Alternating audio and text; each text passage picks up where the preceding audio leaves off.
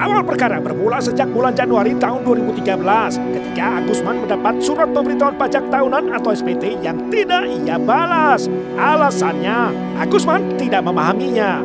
Mulai dari surat tersebut, korespondensi pun berlanjut.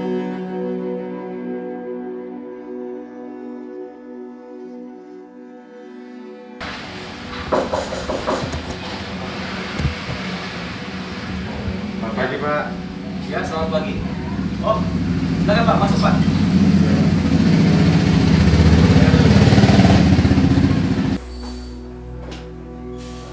Lalu di akhir tahun 2013 datanglah surat serupa. Kali ini Agusman diminta datang ke Sibolga.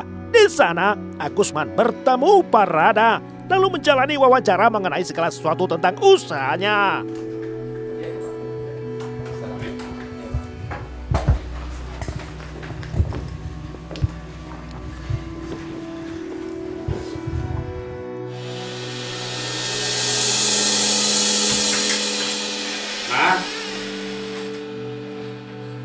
Ma. Ma.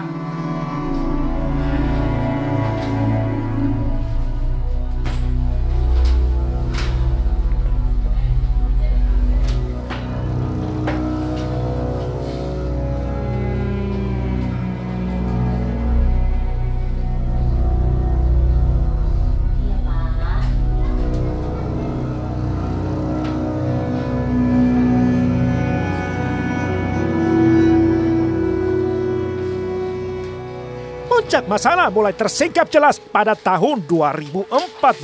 Tak disangka-sangka, sebuah surat tagihan pajak diterimanya berjumlah sekitar 14 miliar 712 juta rupiah yang berasal dari tunggakan tahun 2010 serta tahun 2012. Kenapa, Pak? Tagihannya besar sekali, Ma. Agusman semakin frustasi, terlebih nilai tagihan pajaknya terlampau tinggi. Apalagi dikecewakan oleh petugas pajak yang minim informasi, sehingga Agusman berlaku abai tiada peduli. Halo. Pak Parada.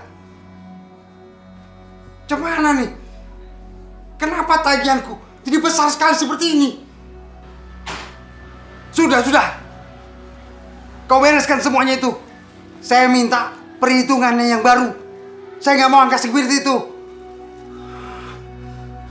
Gila kau nih.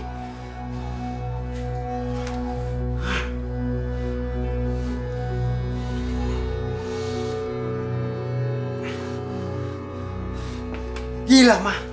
Tagihan pajak kita besar sekali, Ma. Udah sabar, biar nanti dihitung dulu ya, Pak. Jangan emosi. Orang pajak itu udah mulai gila hitung-hitungan. Apa kita mau diperas apa bagaimana nih, Ma?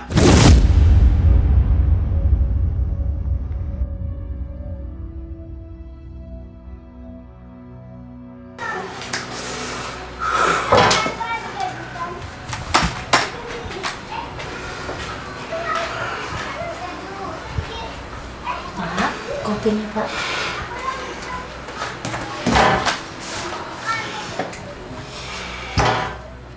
Selama 3 tahun tanpa kejelasan, tak ada solusi apalagi jawaban yang bisa membantu pemahaman Agusman. Sementara Agusman berdiri sendiri, tak ada pihak ketiga yang bisa memberi konsultasi.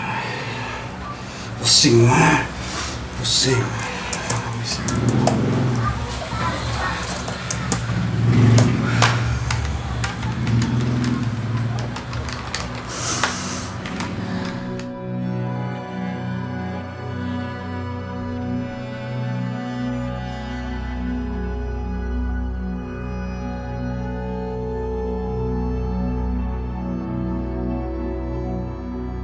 Hingga tahun 2015, untuk kedua kalinya, Agusman menerima surat tagihan pajak sebesar 14 miliar 712 juta rupiah. Agusman kembali mendatangi KPP Pratama Sibolga.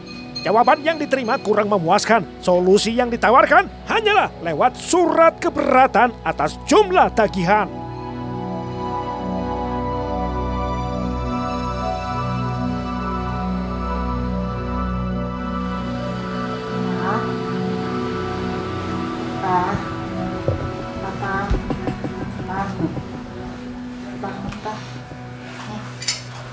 Sarapan dulu ya. Bapak dari kemarin belum makan. Enggak, Ma. Papa nggak selera, Ma. Sedikit aja, Pak. Enggak, Ma. Hingga berganti tahun tak ada tanggapan atas surat keberatan Agusman sampai akhirnya pada tanggal 12 April 2016 terjadilah pembantaian ketika Barada dan Sozanolo menyinggung soal penyitaan.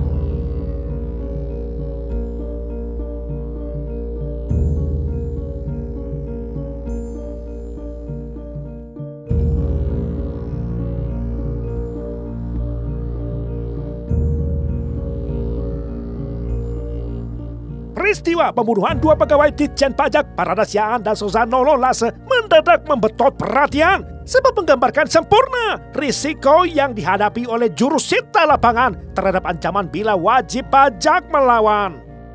Ada 10 termasuk wajib pajaknya.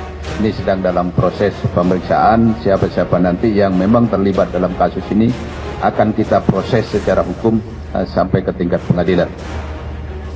Kita tidak mentolerir adanya kekerasan terhadap petugas negara seperti itu. Oleh karena itu saya berharap juga ke depan bahwa pegawai pajak harus selalu berkoordinasi dengan teman-teman kepolisian. Karena daerah-daerah yang dikira biasa ternyata daerah rawan. Maka kami mohon juga tadi sudah diskusi dengan Pak Kapolri akan didampingi. Jadi setiap tugas di lapangan yang sekiranya ada kerawanan-kerawanan kami akan di backup sepenuhnya oleh jajaran kepolisian. Kau, woi, undul.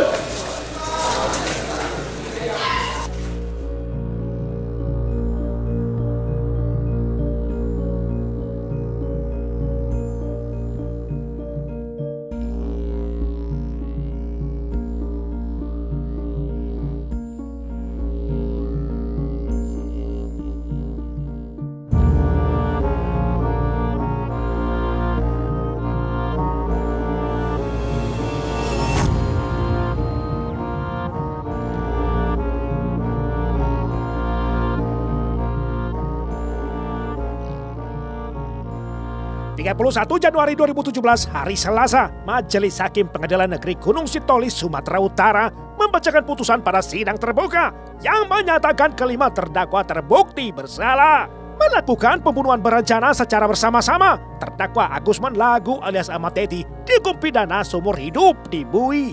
Adiknya Bedali Lahagu dihukum pidana 20 tahun penjara, sedangkan 3 terdakwa lainnya Rama, Dedi, dan Ana diganjar 10 tahun penjara.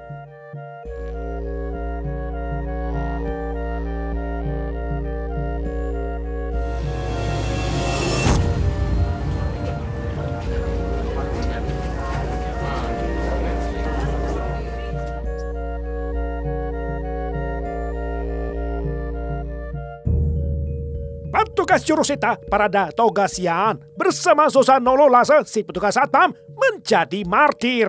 Meski untuk kehilangan nyawa sebagai harganya adalah peristiwa teramat getir. Apakah keadilan cukup pantas bagi keluarga korban?